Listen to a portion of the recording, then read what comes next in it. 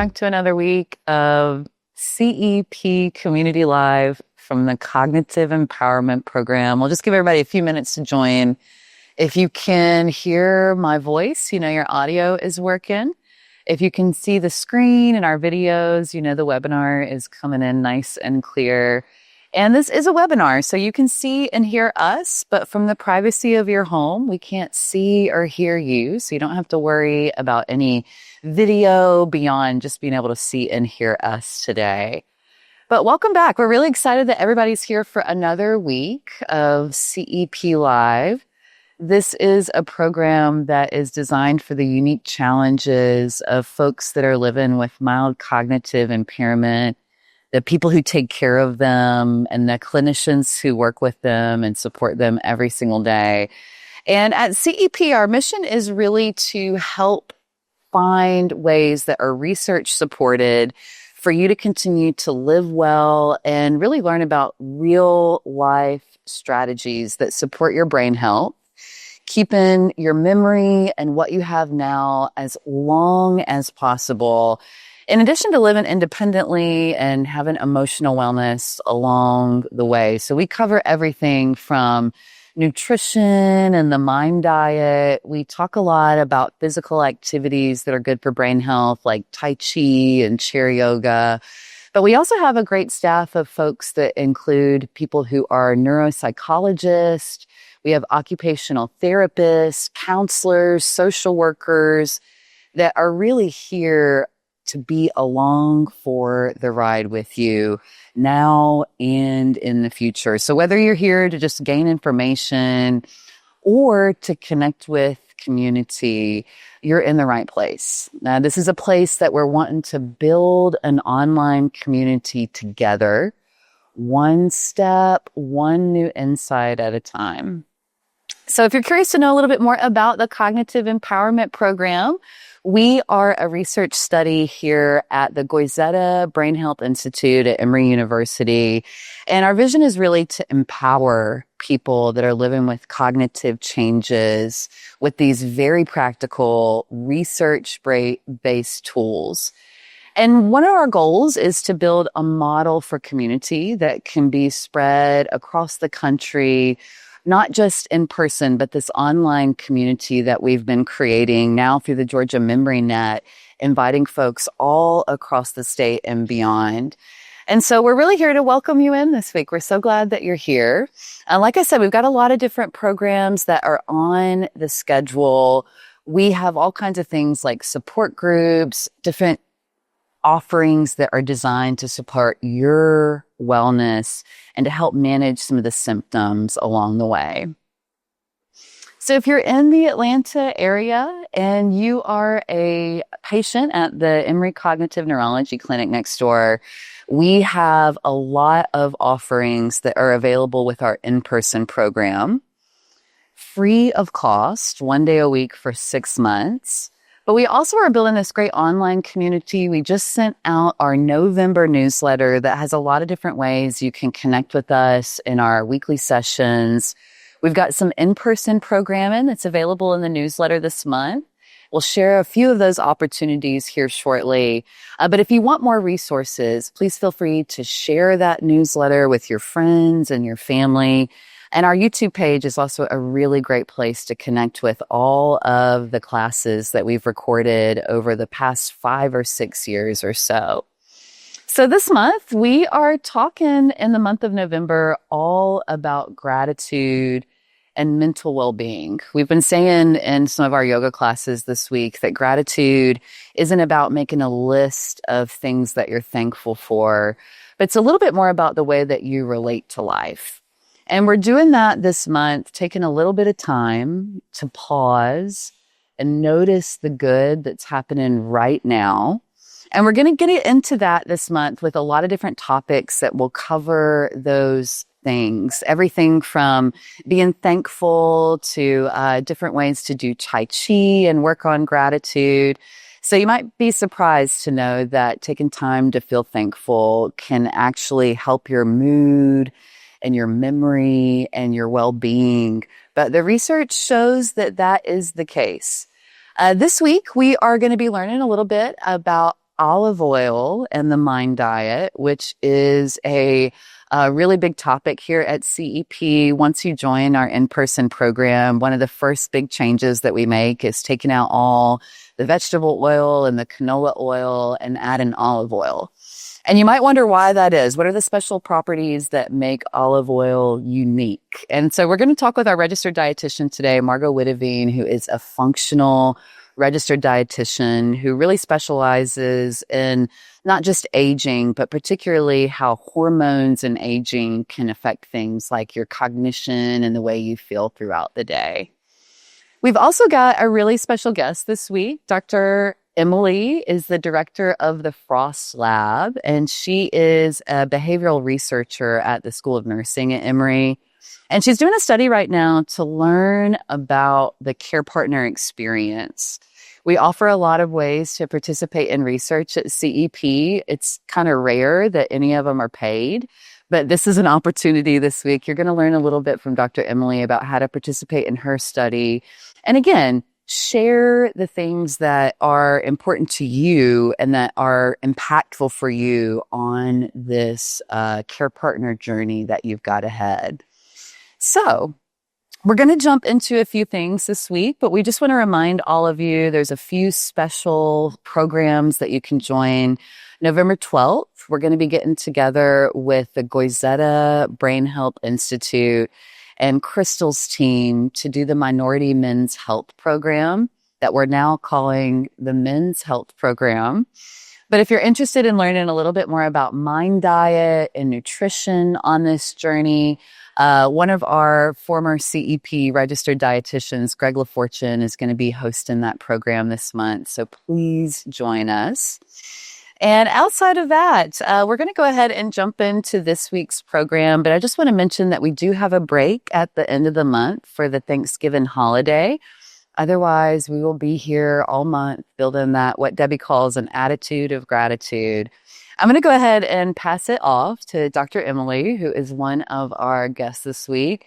And I'm really excited to share your work and your project with our folks this week. Emily, I'll let you go ahead and pull up your slides and just tell us a little bit about your research study and maybe some of the insights that you guys are collecting along the way.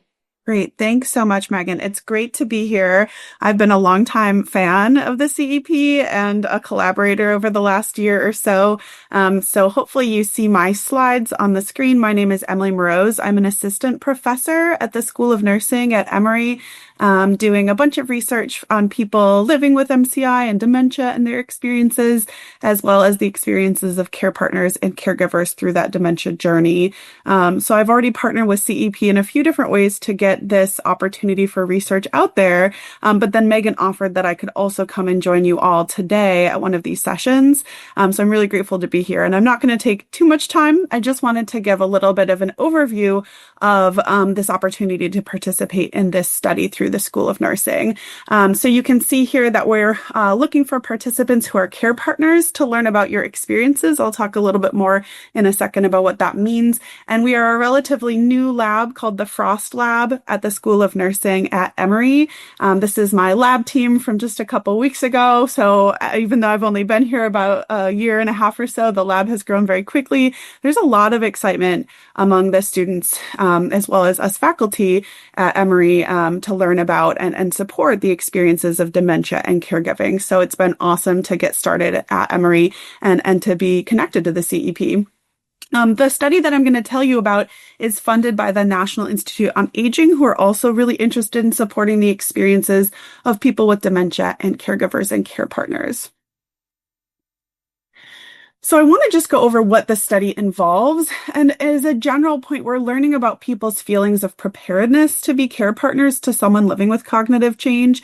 So if you're relatively new stepping into that role of being a care partner or caregiver to someone living with dementia or mild cognitive impairment, you might feel very prepared, you might feel not so prepared, or you might feel prepared in some ways and not others. And that's exactly what we're trying to learn about through this study.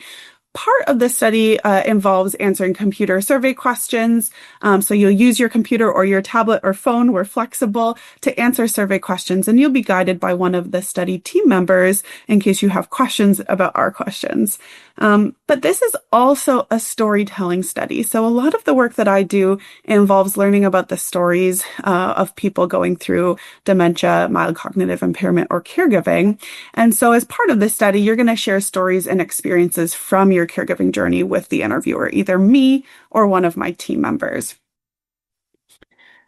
In terms of who might be a good fit for this study, we're looking for care partners to participate in just this one-time study session. So there's just one meeting over Zoom where you'll participate, and you might be a good fit if you're 40 plus, if you've become a care partner in the last 2-ish years. I know that care partner beginning doesn't necessarily have an exact start date, but we'll talk it through with you to see if you're sort of relatively newer in the role and who we're looking for this study. You'd be a good fit if you have that computer or laptop or tablet with a camera and audio so that we can see you and hear you and interact with you during the study session. And of course, you'd be a good fit if you're interested in sharing more about yourself and your experiences. You don't have to have all good memories or all bad memories. We really just want to hear from you what you have to share about caregiving and learn as much as we can. If you have any questions about eligibility, this is just a general sense, but if you think you're interested and you might be eligible or just interested at all, please be in touch with us because we can help you figure out whether or not you're eligible for this study. And if you're not eligible, we can connect you with other research participation opportunities. So if you're just interested in this type of work, we have other opportunities going on that you might be a good fit for, even if you're not eligible for this one. This is just a little bit of a flow diagram of what the study session looks like or what participation looks like in the study.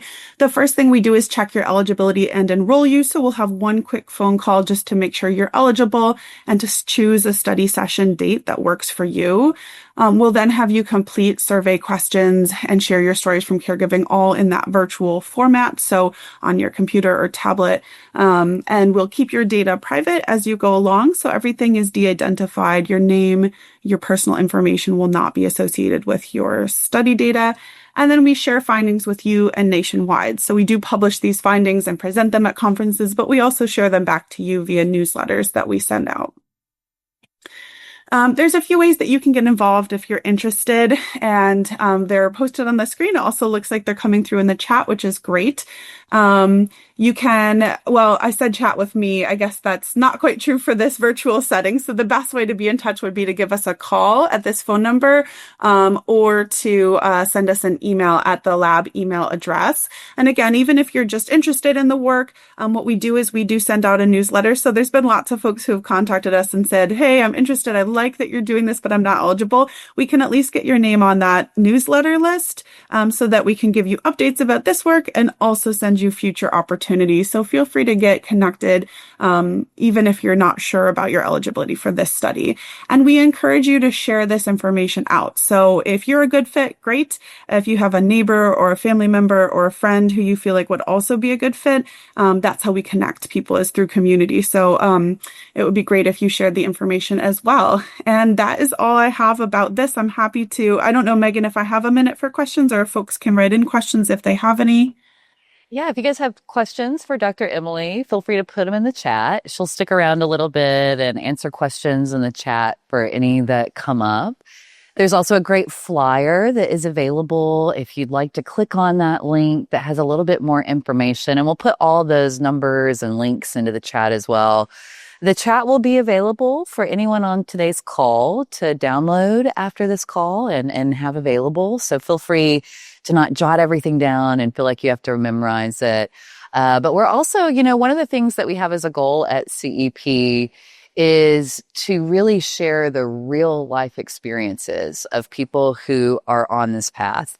It's one thing to look at data or look at, different sorts of scans and blood levels. It's a whole other different thing to share your story. And that is something that we have found a lot of our care partners and members find very cathartic and very healing to share and be seen and be heard. So if you're interested in that, please feel free to connect. We've got a lot of information in the flyer as well. But there's going to be, there's a lot of great opportunities especially when you feel like you're powerless in this journey to make an impact for those that are coming after you. And a lot of people find that to be a very empowering thing to participate in research. If you haven't done it yet, you might consider being a part of this really impactful study. So Dr. Emily will be around in the chat a little bit to answer your questions. And again, that flyer is made available for you. And we're going to transition into introducing one of my favorite people at CEP, Margot, who is our registered dietitian. If you hang around with Margot enough, you're going to start changing a few different things in your kitchen. Eating more beans, eating more greens, transitioning to olive oil is one of the things that has happened in my own home. So we're going to share a little bit more about some of her insights. Feel free, again, to use the chat or the Q&A feature for questions along the way. We'll hold all those questions for the end of our session and come back to Margot to get your answers that you need. But just know that the chat is available and we'll be monitoring it all throughout her talk. So welcome in, Margot. Do you mind telling us just a little bit about what you do at CEP and why this topic is so popular here? Oh, gosh. Yes. Hi. And thank you for that lovely introduction. And also thank you to Dr. Emily and what she's doing and the research, because care partner support is so important and they are viable to keeping this program going. They're one of the instrumental pieces to the CEP. But as Megan said, my name is Margot Woodavine. I am a registered dietitian, and I have been part of CEP since its inception, along with Megan. We've been along for the ride since 2019.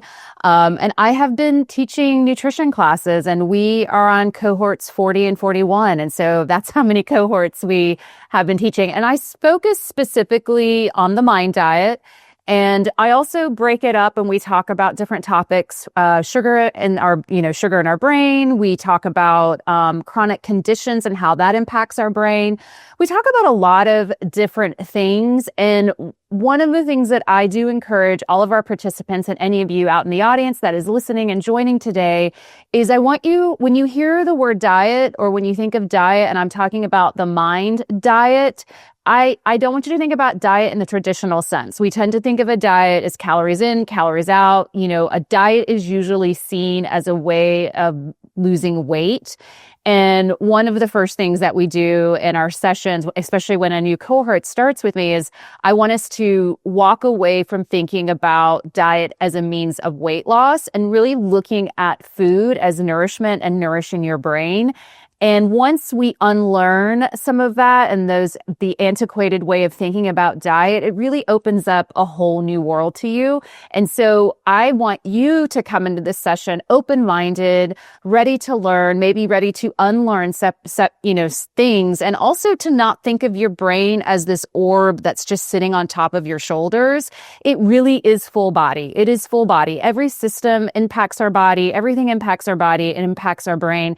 And nutrition and how we eat is no exception. And so just yesterday, I really like that this topic is today, because just yesterday we did our olive oil tasting. So we learn, of course, about healthy fats, but then we focus on olive oil, and then we do an olive oil tasting.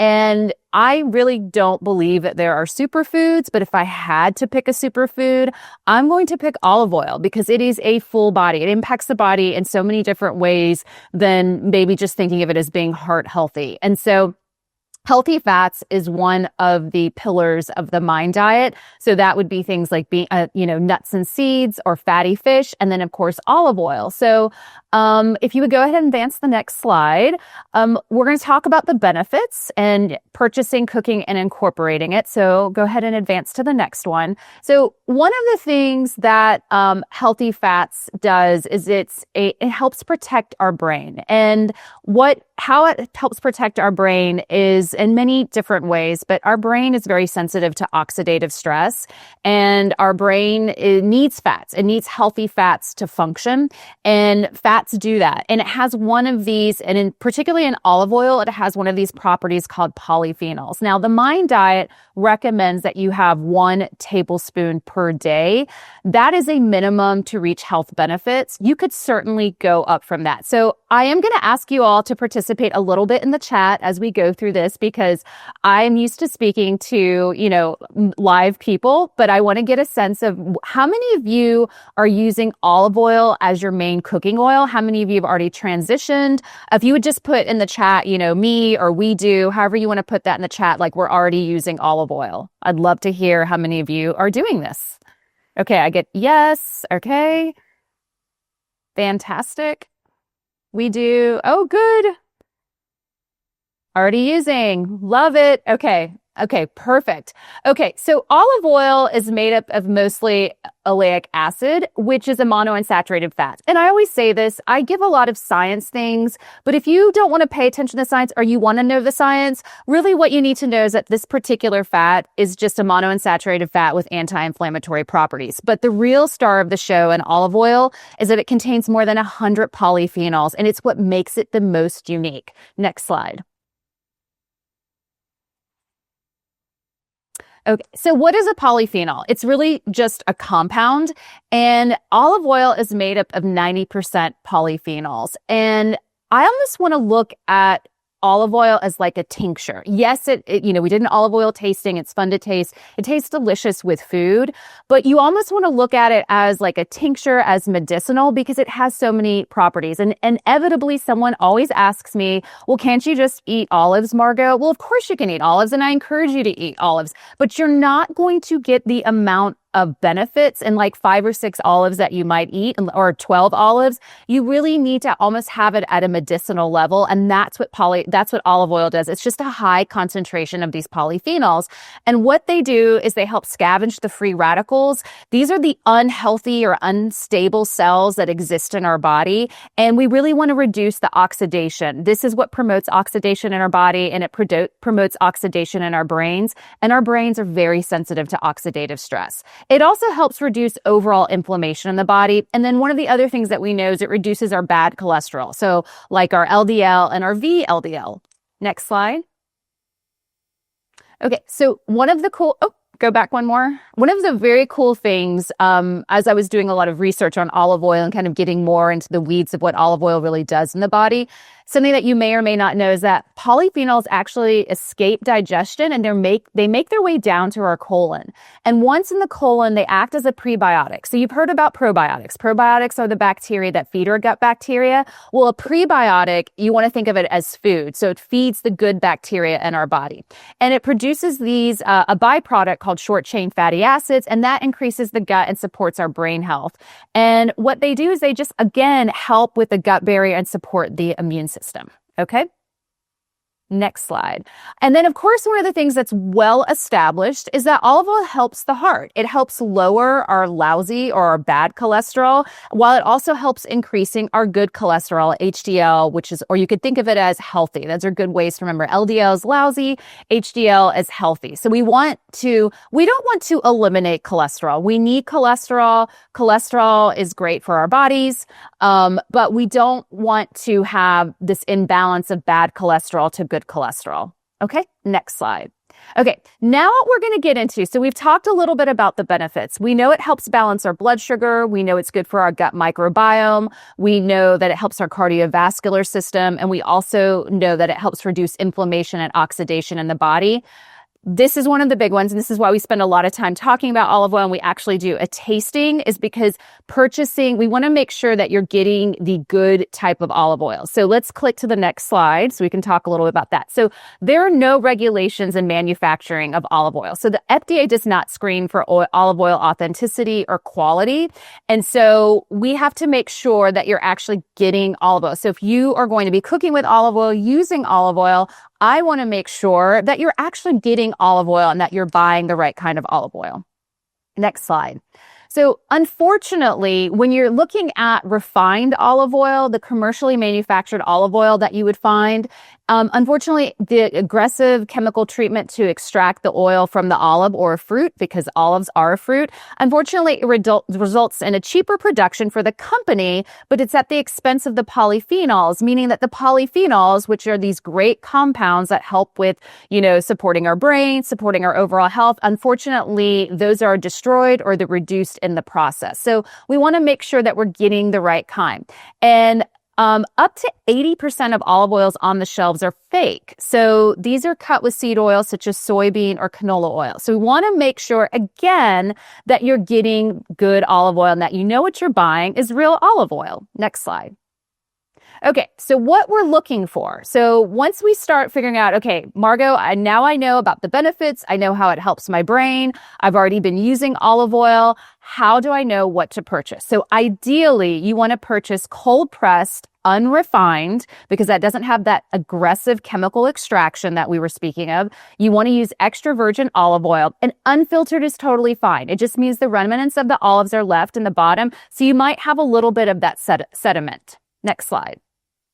And now there are seals of authenticity. So there's the International Olive Council, or the IOC. There's also the California Olive Oil Council, COOC, or the North American Olive Oil Association, NAOO. Now, you might see these seals on a bottle of olive oil, or you may not. So I don't want you to think, if you go to your kitchen and you're after our webinar today, and you go to look at your olive oil and you think, oh my gosh, I don't see these on there. That does not mean that you don't have a real olive oil. And I will tell you how you can tell, and it's by tasting it, but hold on with me as I finish these seals of authenticity. So what you can do, it's companies have to pay money. They have to pay to have these auditors or inspectors come in. And quite frankly, a lot of these smaller farmers or small farms just don't have the money. So it doesn't mean if your olive oil that you're buying does not have these seals that it's going to be fake. But it is one way of knowing this. So you can go to your bottle. It's a tiny, tiny little seal. It's very easy to miss, to be quite honest. But if you're really like, I just want to know I have a real olive oil, you can certainly use these seals of authenticity to help you buy that. Next slide.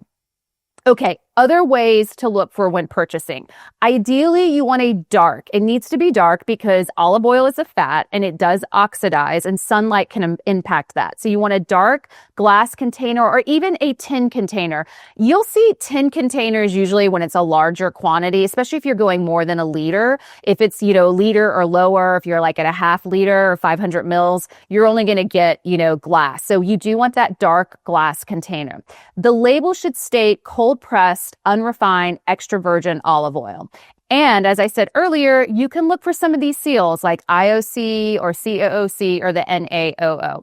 Another clue is when you find a manufacturing date, it can have an harvest date or expiration date. It really depends on how the supplier, the company is putting it on there. Like it could say different things. It may even have a lot number. I love it when I see a lot number. That gives me a little bit more insurance that I'm like, okay, this is a real olive oil. And you want to look for countries of origin. And what I mean by that is ideally you're buying it single origin. So if you're going to buy an olive oil, you want it to be a Spanish olive oil or a Greek olive oil, a Chilean olive oil. What I want you to avoid, and what I tell our members and care partners, is I want you to avoid a blend of olive oil. So like a Mediterranean blend. When you get into these blends, there's more of a chance to not have real olive oil or maybe having only a portion of olive oil in the bottle. If it's within your budget, obviously organic. But if it's not, that's okay too. And I want you to avoid buzzwords like pure, premium, or light. Those are it's just marketing. It's just a way to tell you to, buy our pure olive oil. And now another thing that I'm noticing more and more on the shelves, and maybe some of you have too, is that they're starting to market olive oil based on whether or not you can cook with it, or if this is a salad olive oil. So you may find an olive oil that says, this is the cooking olive oil, or this is the topper or the salad olive oil. That That is all fine. Those might be the way the marketing is going to start heading. I mean, really, it depends on what the consumers are wanting. That is absolutely fine if you see something that says like cooking oil or this is a salad oil. But really, in the end, olive oil is olive. If you have real olive oil, you should be able to use it in different ways. Now, another thing, and this is going to help us, we'll go to actually the next slide before I start talking about the smoke point. Okay, I want to talk about the smoke point. I figured this was the next slide. So what you might start seeing on olive oil bottles is a smoke point. And I love that. Now, there's just a few companies that are doing it. So a smoke point is where a fat, when it is cooked, when it starts to smoke, that is called the smoke point. And usually olive oil, we have been told for a very long time that, you cannot cook with olive oil at high heat. Now, the smoke point that I'm seeing on certain companies of their bottles of olive oil, I'm seeing smoke points around 410 degrees. I've seen some that go up to 480. And that's quite high when you start to think about how you cook. Like what temperature do you roast your vegetables, or, what temperature are you using a medium high heat on the stovetop? So the more stable or solid a fat is at room temperature, the higher the smoke point. So if you have a bottle of olive oil and you have a dish of butter, the butter at room temperature is going to be solid because it's more stable, it's higher in saturated fat, whereas the olive oil is liquid. And cooking at high heat, we used to think that it would make it unstable and result in oxidation. And our brains are very sensitive to oxidative stress. So we don't want to add to that. Okay, next slide.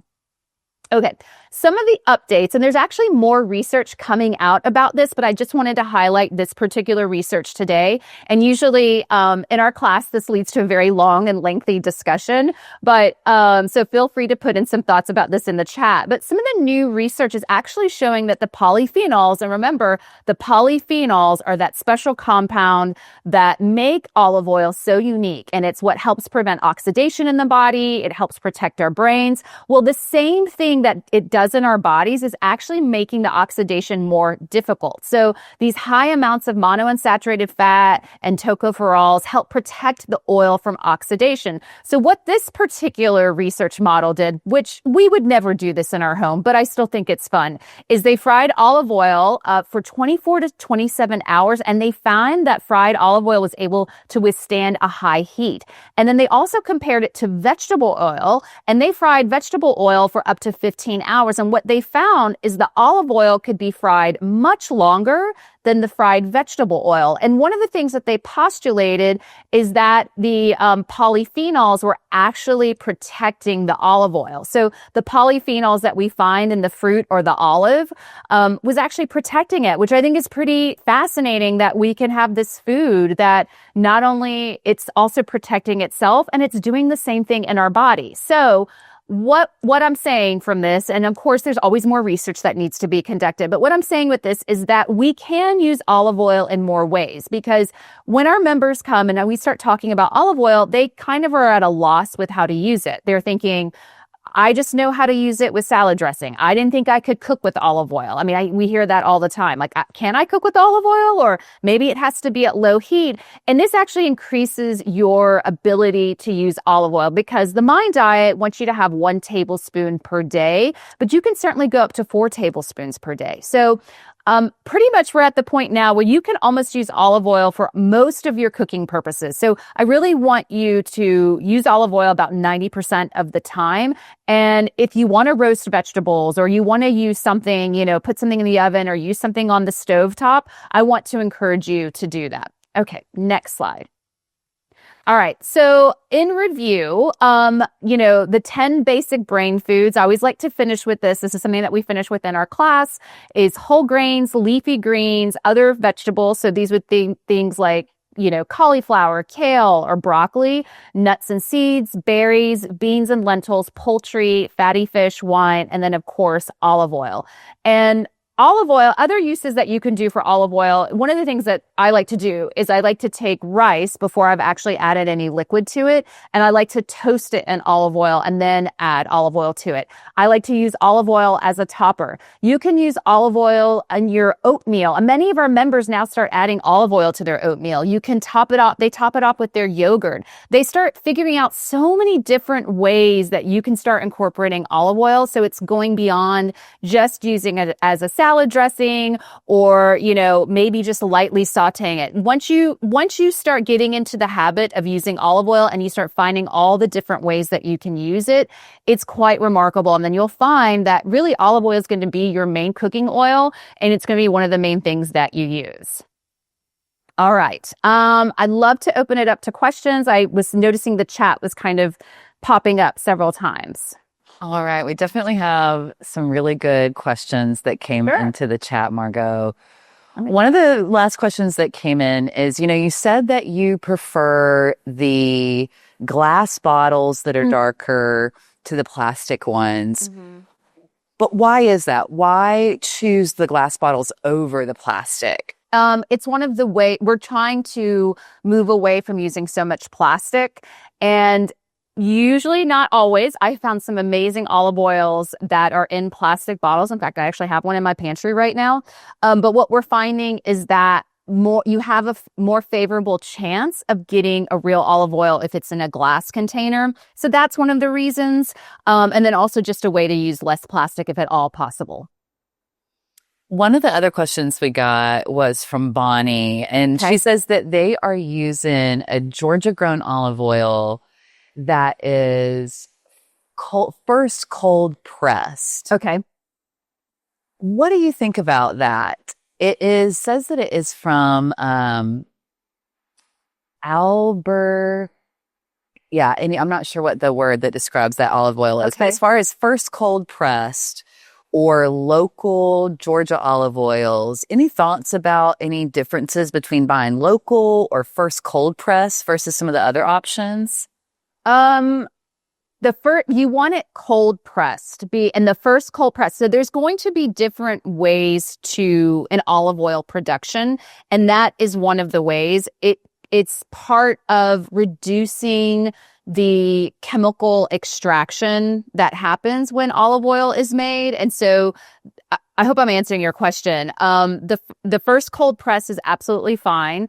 And then I think you were speaking about a local olive oil. Is that correct? A Georgia-grown olive oil. Any differences in where we're buying our olive oils from, if they're from Georgia or other places? No, not really. Again, you just want that single country, that single origin. I think it's more important that you're not getting a blend and that you're just getting a Spanish olive oil, a Californian olive oil, or an Italian olive oil. That's really what you want to focus on.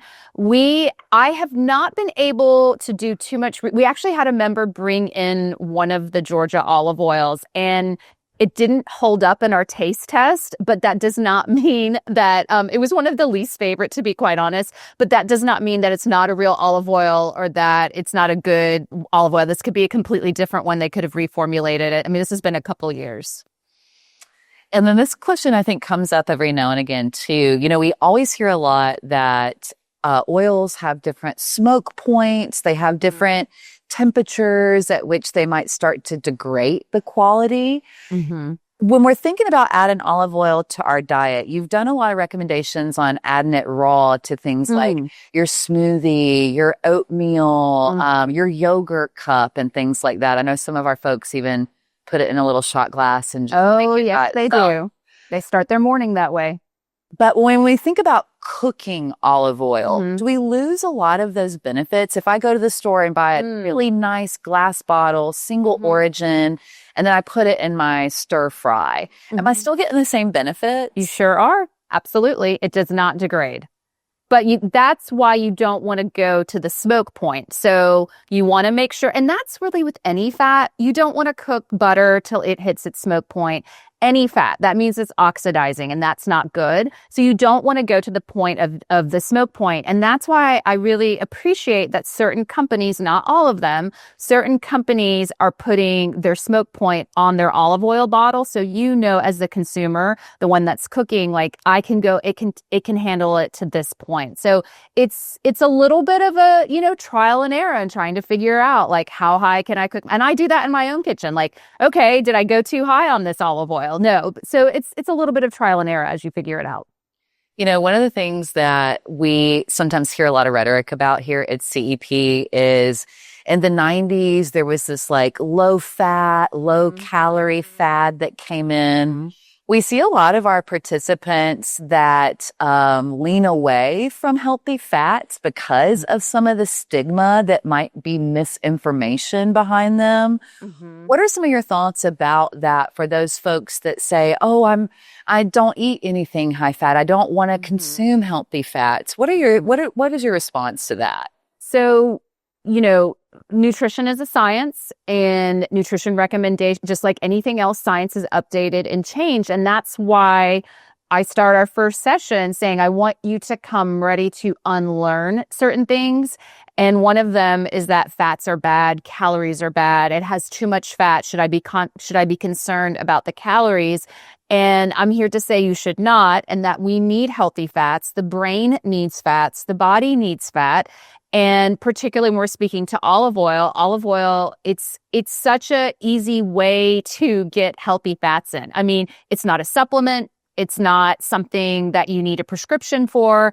It's just real food that you can do in your everyday life. So for those of you that might have that fear of fats or that we need to be on a reduced calorie, I really want you to step away from that and really release yourself, because the body needs it. Our neurological system needs fats. And when you start giving your body fats and you start good healthy fats. I'm not talking about a fried Oreo. I'm talking about like nuts and seeds, fatty fish. I'm talking about obviously olive oil. It just does a world of good for your body. It helps balance your blood sugars. It helps, the gut microbiome. It just does so many things in our bodies. And a lot of our folks may underestimate how having healthy fats in their diet can also improve their cognition. Yes. If we are not consuming enough healthy fats, a lot of times we just don't have the energy to run some of that cognitive programming efficiently. Yep. So a lot of times we just want to remind folks that, we're interested in keeping your cognition as much as you have now as long as possible. And those unique properties in olive oil, like the polyphenols that are so heavy in those antioxidants, are going to support that mission. Looks like Bonnie just posted. I don't know if you saw, I just saw Bonnie posted a question. She said, how should I store our olive oil? Well, assuming you have it also in a dark container, you can put it in your pantry. Does not need to be refrigerated. Olive oil does not need to be refrigerated. So I do want to say that, but you can put it in your pantry. But if it's in a dark container and you are going through olive oil, especially as frequently we do in my house, you can have it on the counter, because that dark container or that tin, whatever you have it in, is being protected from the sunlight or from light. And we talked about it just a little bit earlier, this rating system that comes up when we talk about olive oils. You mentioned that, of course, a lot of that is marketing. A lot of companies have to pay a lot of money to come in and get some of those ratings. Yeah. But is that a guide that we should be following or paying attention to, or is just thinking about that single origin olive oil enough? I liken this to wine. You can spend a lot of money on a good quality wine, and you don't have to spend a lot of money on a good quality wine. And it's similar to olive oil. So you can absolutely use those seals of authenticity, but that does not mean that you don't have a good olive oil. And one of the tests that you can do in your home, so if you're not sure, and I will say this, if we have any Costco shoppers out there, and I forgot to mention this earlier, if there's any Costco shoppers out there, the olive oil that is sold in Costco is real olive oil. So I want you, if you're buying the Kirkland brand, I can't tell you how many photos members bring in saying, is this olive oil okay? Is this olive oil okay? The Kirkland brand at Costco is absolutely fine. What you can do in your home, especially after this this session is that you can go and if you taste a little bit of olive oil on its own without food or anything, without warming it up, without cooking it, and you get a peppery kick in the back of your throat that almost makes you cough, that means you have a good quality olive oil, and it's a sign of a high polyphenol content. Yeah, we do our olive oil tastings here, and it's interesting because you can really taste that peppery kind of taste in the back of your throat, especially if you line up your cheapest olive oils with your nicer ones and compare them, especially with the blends and things. You can really actually tell a huge difference. But just as a little tip or trick, it is that sort of peppery taste in the back of your throat that's letting you know those polyphenols are present. Right. So, invite some friends over, have some folks come over to your house, have your own olive oil tasting. There's some unique recipes for those olive oil shots with lemon and things like that our members have come to enjoy. And so we just want to encourage everybody to be open to changing things kind of slow and small. You might not think that, you might be a little intimidated to think that you have to revamp your whole diet to get more brain healthy. But it may start out with just really small changes like this. Just add in olive oil, maybe taking out, we didn't talk a lot about it, but we try to steer away from some of the cooking oil and canola oil a little bit. And just kind of taking it one small step at a time. I had to laugh because a lot of our staff members here, a few of them are obsessed with going to Costco. A lot of our members and care partners are.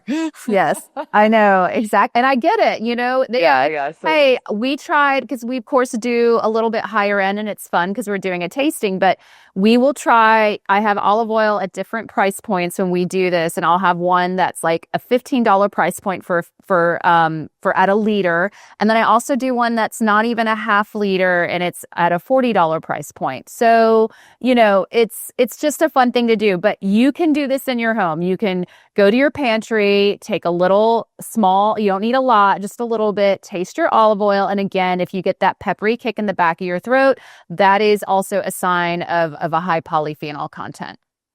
And we had some folks in the chat saying, they're using avocado oil for their sauteing and frying, which is totally fine. We're cool with the avocado oil, some of the other things, we're totally on board with. But it's really the canola oil and the vegetable oil that we're kind of steering away from a little bit more.